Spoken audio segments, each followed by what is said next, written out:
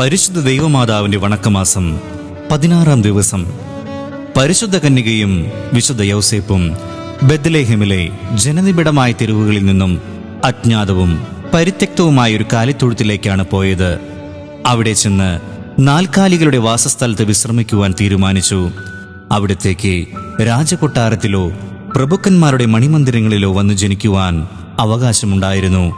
എന്നാൽ അത് സ്വയം പരിത്യജിച്ച് ദരിദ്രരിൽ ദരിദ്രനായി പുൽക്കൂട്ടിൽ വന്നു പിറക്കുന്നു. മേരി കഴിവനുസരിച്ച് ഈശോയുടെ ക്ലേശങ്ങൾ ലഘൂകരിക്കുവാൻ പരിശ്രമിച്ചു. ദിവ്യശിശുവിനെ അവളുടെ സ്നേഹത്തിന്റെ ഊഷ്മാവിൽ മാറോട് ചേർത്ത് കിടത്തി സമാശ്ലേഷിച്ചു.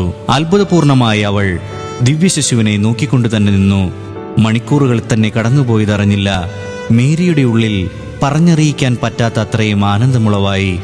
ഈശോയുടെ അഗാധമായ എളിമ നമുക്കിവിടെ ദർശിക്കുവാൻ സാധിക്കും. അവിടുന്ന് സ്വയം ശൂന്യനാക്കി.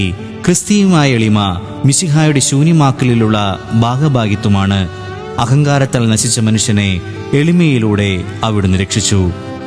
ആട്ടിടയന്മാരും പൗരസ്ത്യ വിജ്ഞാനികളും അവിടുത്തെ സന്ദർശിക്കുന്നു. അവർ ശിശുവിനെ ആരാധിച്ച് അവിടുത്തേക്ക് കാഴ്ചയണച്ചു. നാം ദിവ്യകാരുണ്യ സ്വീകരണ അവസരത്തിൽ എത്രമാത്രം സ്നേഹവും തീക്ഷ്ണതയും ഭക്തിയും പ്രദർശിപ്പിക്കുന്നുണ്ട്. മിശിഹായ്ക്ക് 3 ജനനങ്ങളുണ്ടെന്നാണ് ദൈവശാസ്ത്രജ്ഞന്മാർ അഭിപ്രായപ്പെടുന്നത്. ഒന്നാമത്തേത് നിത്യത്വത്തിൽ പിതാവിൽ നിന്നുള്ള ജനനം. രണ്ടാമത്തേത് കാലത്തിന്റെ പൂർത്തീകരണത്തിൽ പരിശുദ്ധ കന്യകാമറിയത്തിൽ നിന്നുള്ള ജനനം. മൂന്നാമത്തേത് നമ്മിൽ ഓരോരുത്തരിലുമുള്ള ആധ്യാത്മിക ജനനമാണ്.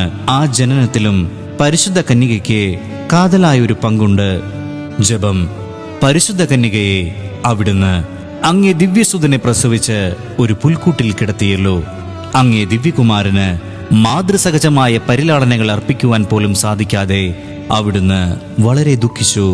എങ്കിലും സ്നേഹത്താൽ ഉജ്ജ്വലിച്ച അവിടുത്തെ ഹൃദയത്തിൽ നിന്നും ആരാധനയുടെ അർച്ചനകൾ ഉയർന്നു. അവിടുത്തെ പ്രസാദിപ്പിക്കുവാനായി അങ്ങേ വിനീതവും ലളിതവുമായ പരിചരണങ്ങൾ നൽകി. അങ്ങേ കരതാരിൽ ദിവ്യശിശു പരിപൂർണമായ സംതൃപ്തി അനുഭവിച്ചു. സ്നേഹനിധിയായ മാതാവേ, ഞങ്ങളുടെ ഹൃദയങ്ങളെയും അവിടുത്തെ സ്നേഹവായ്പിനാൽ സംതൃപ്തമാക്കണമേ.